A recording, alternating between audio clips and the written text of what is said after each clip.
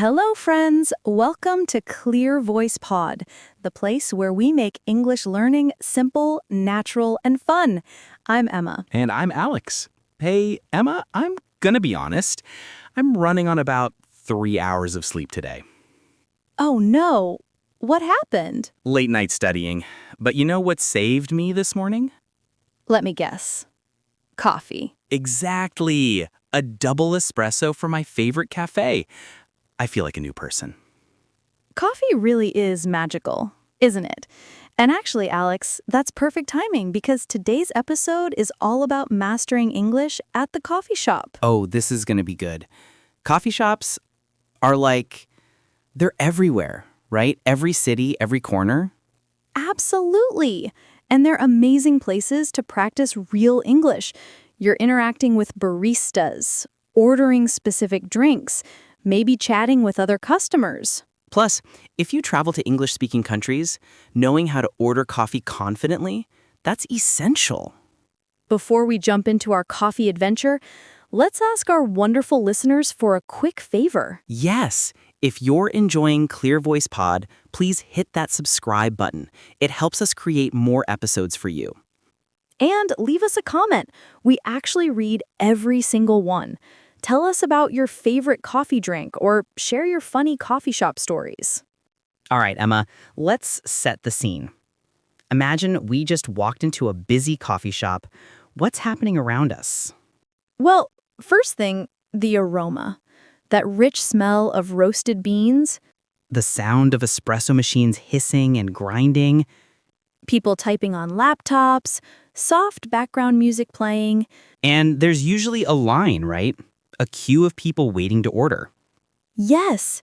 So while you're waiting in line, you can look at the menu board above the counter. This is smart because you can prepare your order. Good point. I hate when I get to the front and I'm still deciding. The pressure. The coffee anxiety is real. So let's break down what you might see. Okay, so there's regular coffee, just brewed coffee in a cup. Then espresso, which is strong concentrated coffee in a tiny cup. Cappuccino? That's espresso with foamed milk on top. Latte, espresso with lots of steamed milk, very creamy. Americano? That's espresso with hot water added. That's my go-to. And flat white, macchiato, mocha, the list goes on.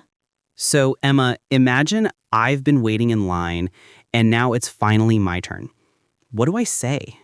The barista will usually greet you first. They might say, "Hi, what can I get started for you?" Or sometimes just, what can I get you? Right. Now, here's an important tip for our listeners. Avoid saying, "I want." It sounds too demanding. Instead, try I'd like, or could I get, or even can I have? Perfect. So let's practice. Alex, pretend you're ordering. Okay. Hi, could I get a large Americano, please? Great. And the barista might ask, "Room for cream?" Ooh, what does that mean? It means, do you want space left at the top of the cup so you can add cream or milk yourself? Ah, so I could say, no room, thanks? Or yes, please? Exactly. Now, they'll probably ask about size too. Right, small, medium, large, though some places use tall, grande, venti. Yes, but honestly, if you just say medium or large, they'll understand perfectly. Don't overthink it. Exactly. Now, let me order something more complicated. Okay, you're the barista. I'll watch. Hi there. Can I please get an iced oat milk latte with an extra shot of espresso and just 1 pump of vanilla syrup? Wow, look at you with a custom order. That's the beauty of coffee shops. You can personalize everything. So let's break that down. Iced means with ice, cold. Oat milk, that's a dairy-free milk option. You could also ask for soy milk, almond milk, coconut milk. Extra shot means more espresso, stronger coffee. And pump of syrup. That's how they measure the flavoring. 1 pump, 2 pumps, sugar-free, whatever you want. Don't be shy to ask for what you want. They're used to it. Absolutely. Now, after you order, they'll ask an important question. For here or to go? Yes, this is crucial. For here means you're sitting in the cafe. You'll get a ceramic mug or glass cup. To go, or in British English, takeaway, means you're leaving. You get a paper cup with a lid. So you might say, for here, please, or to go, thanks. Simple. What happens next? They'll tell you the price. That'll be $4.50, or your total is $4.50. And you can pay with card or cash. But Emma, what about tipping? Good question. In the US and Canada, tipping is expected. Usually people leave the coins from their change or add $1 or $2. There's usually a tip jar on the counter. In other countries, tipping might not be common, so it depends where you are. When in doubt, just watch what locals do. Smart advice. Now, after you pay, they might ask for your name. Oh yes, for writing on the cup. And I have to warn you, they often spell it wrong. Always. My name is Alex. Alex. Simple, right? Right! I've gotten Alex, Alex, Alex. Once someone wrote onyx. How did they get onyx from Alex? I have no idea, but it's become part of the coffee shop experience. Wrong names are tradition. Just spell it clearly if they ask. Alex. A-L-E-X. And if they still get it wrong, just smile. Your coffee will taste the same. Now, while you're waiting for your drink, let's talk about finding a seat. Right, because sometimes coffee shops are packed.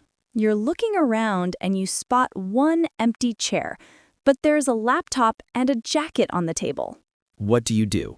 You politely ask the person nearby, "Excuse me, is this seat taken?" Or, is anyone sitting here? If they say, "No, go ahead," you can sit. If they say, sorry, my friend is coming back, you keep looking. Common courtesy. Now, what do people actually do in coffee shops? I see a lot of people working. Laptops open, headphones on.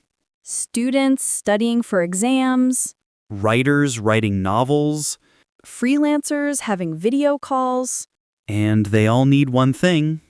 Wi-Fi. Exactly. So a very useful question is, excuse me, what's the Wi-Fi password? Or some places have it written on a board or on the receipt. I've also noticed people meet friends at coffee shops. Yes, it's very social. You might hear someone say, "Hey, want to grab coffee tomorrow?" Grab coffee. That's such a natural phrase. It means get coffee together, meet up for coffee. So casual and friendly. Let's grab coffee sometime. I use that all the time. Now, Alex, imagine you're meeting a friend. How do you greet them when they arrive? I'd probably wave and say, hey, over here. Or stand up and say, "Good to see you." Maybe a quick hug or handshake, depending on how well you know them. Then you both sit and chat. What might you talk about? Work, weekend plans, movies, life. And the conversation flows naturally because the environment is relaxed. No pressure, just good vibes and good coffee. Speaking of good vibes, let's talk about the food. Yes, coffee shops aren't just about drinks. They usually have pastries, muffins, cookies, bagels. Sandwiches, cake slices, sometimes even full meals. My weakness is a good cinnamon roll. Oh, those are dangerous. Warm, sweet, sticky. Stop! You're making me hungry. Sorry. But seriously, if you want food, just add it to your order. Can I also get a blueberry muffin? Or, I'll take a croissant too. Easy. Now, Emma, real talk, have you ever ordered something and not liked it? Oh, yes. Once I ordered a red velvet latte, and it was not good. Too sweet. Way too sweet. Like drinking liquid cake. So what did you do? I couldn't finish it. But I learned, next time, ask questions before ordering something unusual. Good advice. You can say, "What's in that?" or "Is it very sweet?" The barista will explain. They want you to enjoy it.